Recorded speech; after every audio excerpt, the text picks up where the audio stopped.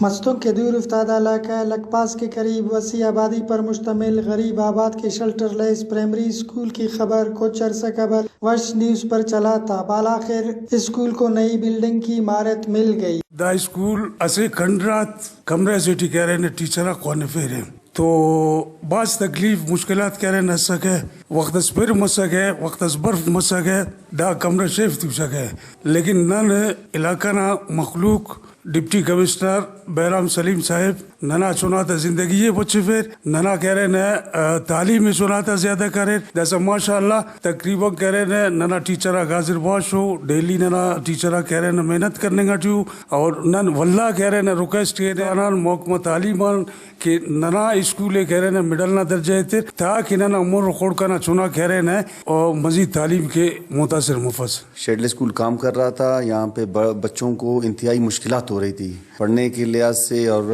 21ویں صدی میں چلنے کے لیے، تو ڈی سی بہرام سلیم صاحب کے انتک کوششوں سے اور BHDI فیز 1 پروجیکٹ کے تحت اس کو ہم نے 2 کمروں کا بلڈنگ دیا۔ ابھی یہ بلڈنگ مکمل ہو گیا ہے اور بچے بھی خوش ہیں اور اس میں جو بچوں کی تعداد ہے وہ 80 سے 100 کے قریب پہنچ گئی۔ پہلے تعداد 60 تھی کیونکہ یہاں 5 کلومیٹر تک دور دراز تک کوئی مڈل اسکول موجود نہیں ہے اور مین ہائی وے روڈ کے قریب ہے۔ روڈ کراسنگ کا بھی مسئلہ ہے۔ پچھلے کچھ سالوں سے جب بچے دور پڑھنے جاتے تھے تو ایک بچہ یہاں پہ شہید بھی ہوا تھا روڈ کراسنگ کی وجہ سے۔ ہماری سیکٹری ایجوکیشن ڈائریکٹر اسکول سے بھی گزارش ہے کہ اس اسکول کو اپ گریڈ کیا جائے تاکہ بچے اس سے تعلیم حاصل کر سکیں۔